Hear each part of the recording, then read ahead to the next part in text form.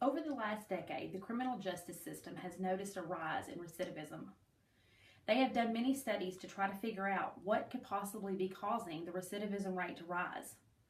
Hi, I'm Robin Dixon. My interest in the recidivism rate and the prison connection is due to several different things. For one, my husband was a former inmate in the Texas Department of Criminal Justice. So was my father, and I have several friends that were also prisoners in the Texas Department of Criminal Justice. I am very interested in knowing myself what could possibly be causing this rise in recidivism. Each year, 32,600 inmates are released from Texas prisons, and they're all released from the Walls Unit in Huntsville, Texas.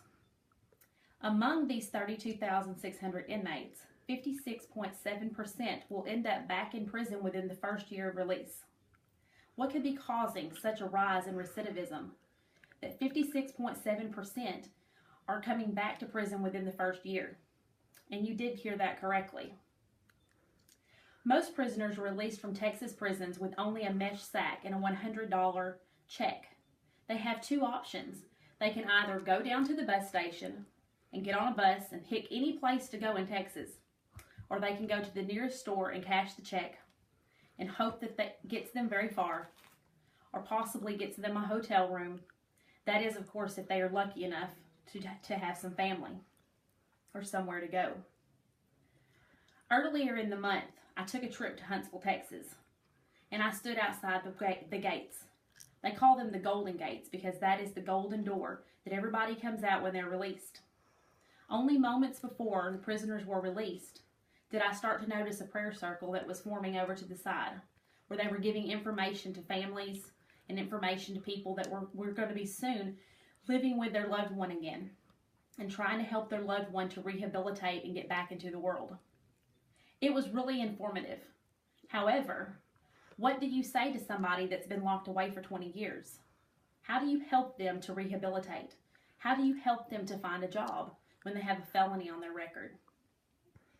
Many cases, inmates are released and they have no family at all. They have no place to go and no resources. Many of them are faced with just getting on the bus and going to wherever. That's the reason why the Texas Department of Criminal Justice has implemented a program called the Young Entrepreneurship Program. That program helps inmates to design resumes, participate in mock interviewing, and prepare for the workforce that awaits them. It also helps them to find housing, and it helps them to create new friendships with people that will be positive influences on their lives in the future. So, what do you think would be the most important thing about somebody that's in prison? Well, one important aspect is family. If somebody doesn't have family and they're not getting visitation, then that is something that is really important for that person. They need human touch. They need human communication. And they're in a place that's very negative. This is my husband when he was 15 years old. The bottom picture is my husband only 15 minutes after he was released from prison after 15 years of being incarcerated. Within the first 6 months of being released, my husband could not find a job anywhere. It took us forever to find him a job.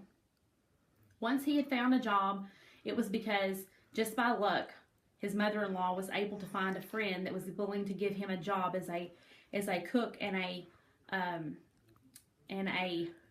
washer at a local restaurant. Unfortunately, that job did not last, and he had to move on, and it was just as hard to find a job afterwards.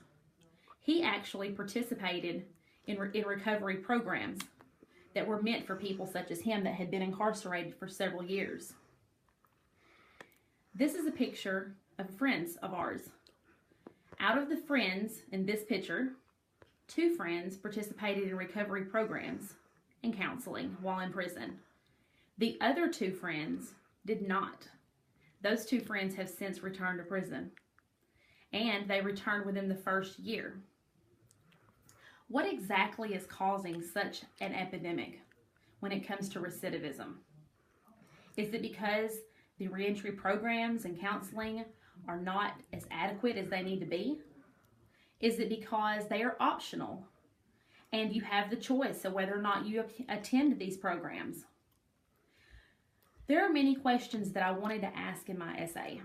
There are many questions that I have on my mind, which is why I chose to do the extensive research that I did. It means something to me because it has affected so many people in my life. What is the best way for us to handle this? The best way for us to handle this is for us to provide good recovery programs. Require that our inmates participate in those programs. And once they are released, then the recidivism rate will begin to drop because there will be more inmates that are prepared for the world that will surround them once they are released. I sure hope that things improve in the future. Thanks.